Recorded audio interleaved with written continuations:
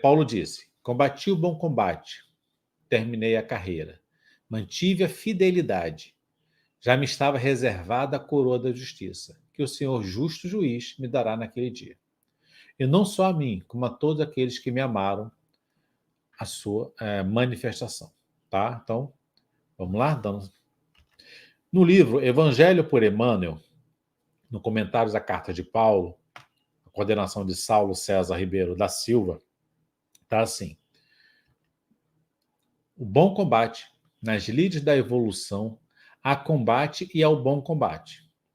No combate, visamos o inimigo externo. Então, quando a gente pensa em combate, a gente pensa em inimigo externo. Né? Brandimos armas, inventamos ardis, usamos de astúcia, criamos estratégias e, por vezes, saboreamos a derrota de nossos adversários, entre alegrias falsas, ignorando que estamos dilapidando a nós mesmos. Quando a gente vence, meus amigos, alguém, a gente também perde a nossa humanidade. Para um pouco e pensa no que eu acabei de falar. Um país, quando vence, quando derrota um outro país, quem venceu também perdeu, porque perde a sua humanidade. Os vencedores ficam mais grosseiros, violentos, animalísticos, perde a compaixão, perde o amor. Então não existe vencedor. Mesmo que você vença uma discussão, você perde um pouco da sua humanidade. Mesmo que você vença, né, um adversário externo, você perde um pouco da sua humanidade. Por quê? Porque você deixou de exercer o amor, a compaixão, a compreensão, a indulgência, todos os sentimentos nobres que elevariam o seu espírito. Na hora que você impõe uma força, impõe uma lógica, impõe um raciocínio, na hora que você impõe isso a alguém, você deixou de praticar a humildade, a indulgência, tá certo? A gente perde a nossa humanidade, tá bom? Seguindo. No bom combate, dispomos-nos a lutar contra nós próprios. Então, essa é a diferença do combate para o bom combate. No bom combate, a gente se coloca para lutar contra nós próprios, assestando baterias de vigilância em oposição aos sentimentos e qualidades inferiores que nos deprimem a alma. Então, como está aqui no livro, assentando baterias de vigilância. Vigilância é a palavra-chave, meus amigos. Vigiai e orai, conforme Jesus já ensinou. Vigia e ora, porque os inimigos, na realidade, estão aqui dentro do nosso inconsciente. No nosso inconsciente estão todos os registros de nossas memórias passadas, de nossas existências passadas. Nós já fomos chatos, já fomos violentos, já fomos ciumentos, já fomos vaidosos, já fomos preguiçosos. Nós tivemos várias encarnações. E essas existências, elas foram se acumulando em memórias que estão aqui no nosso inconsciente. Então, hoje, nós somos a nossa melhor versão no processo evolutivo. Então, em existências anteriores, com certeza, nós já cometemos muita atrocidade. Com certeza, nós se afastamos do Pai. Nós somos filho pródigo do universo. Nós nos afastamos do Pai, nosso Criador. E agora está no caminho de volta, a gente está voltando para a casa do Pai. Por isso que é importante vigiar, porque essas memórias que estão no nosso inconsciente, de vez em quando, elas afloram. Então, vigia. Quando você perceber que está criticando alguém, que está invejando alguém, que está tendo um raciocínio perturbador, é hora de orar. Orar, rezar, meditar, tá certo? Por quê? Porque são essas interferências de vida passada, de existência passada, tentando, né, nos influenciar a consciência. Então, as existências de vidas passadas estão no inconsciente. E esse inconsciente, então, está tentando incutir, né, colocar ideias, sugestões no consciente, que é a encarnação atual. Tá bom? Então, como diz o livro aqui, assentando baterias de vigilância. Não é uma vigilânciazinha, é uma bateria, né? É um conjunto, é o tempo todo. Vigiai e orai. tá bom? Em oposição a sentimentos e qualidades inferiores que nos deprime a alma, né? Então, o combate chumba-nos o coração na crosta da terra. Quando você combate uma pessoa, um inimigo, o externo, né? Você cada vez mais você se prende no umbral, né? Na costa da terra, tá? Em processos aflitivos de reajuste de causa e efeito. Por quê? Tudo isso vai gerar a expiação, né? Tudo que a gente manda volta, não tem jeito. Efeito bumerangue, é reação de causa e efeito. Se você faz o mal para alguém, esse mal em algum momento volta para você, tá? O bom combate não. O bom combate é outra vibe, é outra história. O bom combate liberta-nos, o espírito, para a ascensão aos planos superiores. Por quê?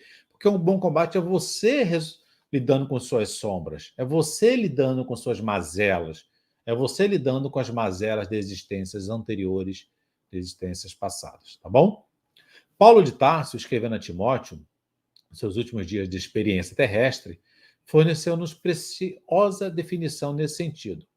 Ele que andara um combate até o encontro pessoal com Cristo, passou a viver o bom combate, desde a hora da entrevista com o mestre. Ou seja, antes do caminho de Damasco, né, quando ele perde a visão, ele estava em combate, que era sempre o outro que é errado, o outro que tem culpa, o outro que me faz mal, é sempre o outro, percebe? Que a gente está sempre justificando os problemas no outro. É o mimimi que não tem fim, né? É o outro que fez comigo, é o outro que falou mal de mim, é sempre o outro. Você nunca percebe a sua parcela naquela situação, porque o combate é no outro. O bom combate não, é você fazer uma autoanálise e aonde é que eu estou errando, o que eu posso fazer para minimizar isso, o que está acontecendo. Então, o bom combate é dentro de nós, tá bom? Seguindo aqui, então, continua o livro, até o caminho de Damasco, estiver em função de louros mundanos, ávido de dominações transitórias, mas que desde o instante em que Ananias o recolheu e, enceguecido, né, que estava cego e transtornado, entrou em subalternidade dolorosa. Então, Paulo de Tarso, ele perseguia os cristãos, né, na época, porque via os cristãos como uma ameaça. Até o momento em que ele, né, então ele já cometeu muita atrocidade também. Então, quando ele estava a caminho de Damasco para poder continuar suas perseguições, o inimigo, né, o combate, aí ele perdeu a visão e Ananias, então, através de um sonho, né, foi orientado que procurasse Paulo e resolvesse sua questão de visão, tá? E a partir daí ele passou de combate para o bom combate. Então, incompreendido, desprezado, apedrejado, perseguido, encarcerado várias vezes, abatido e doente, jamais deixou de servir a causa do bem, que abraçara com Jesus, olvidando males e achaques, constrangimento e insulto. Então, pessoal, por que os cristãos são perseguidos? Porque quando você fala que é cristão, alguns já te olham assim, né, com um certo ar pejorativo. Porque, na realidade, nós estamos no planeta de expiação em prova. A atmosfera desse planeta é pesada, é densa. A psicosfera é densa. Os pensamentos das pessoas são perversos. Então, existe uma psicosfera densa. Então, quando você tem um caminho para seguir, um caminho libertador, você é uma ovelha transitando no meio de lobos, não é isso? Então, existe toda essa questão, tá? De você ser menosprezado, de a família não te aceitar, de você ser incompreendido. Por quê? Porque você está passando no meio dos lobos, não é isso? Então, essa situação acontece. Lembre que lá no Coliseu os cristãos eram devorados por felinos, né? Isso era palco, né, para os cidadãos de Roma naquela época. Então, quando você assume a sua fé, deixa claro a sua fé, hoje ninguém vai ser comido por leão, né? Graças a Deus. Mas você vai ser excluído da família. Mas as pessoas vão te ver de maneira diferente, tá certo? Então, na hora que você se posiciona como uma pessoa que tem fé em Cristo, você ainda hoje sofre certa, entre aspas, discriminação. Tá bom? Seguindo, então, ao término, porém, da carreira de semeador da verdade, o ex-conselheiro de Sinédrio, aparentemente arrasado e vencido, saiu da terra na condição de verdadeiro triunfador. Bom, então, pessoal, essa é a mensagem de hoje. Tá? Combati o bom combate. Ainda hoje estamos combatendo o bom combate. Na realidade, como eu acabei de falar, em Roma, né, os cristãos eles pagavam com a vida o testemunho de fé deles. Né? Então, eles pagavam com a vida o fato de aceitar Cristo. Hoje, você não precisa mais pagar com a vida. Mas o que Jesus quer hoje é o quê? Ele quer que você sacrifique o quê hoje? Não é a sua vida. É o quê? É a sua vaidade. O que você precisa sacrificar hoje? É o seu egoísmo. O que mais? É o seu orgulho.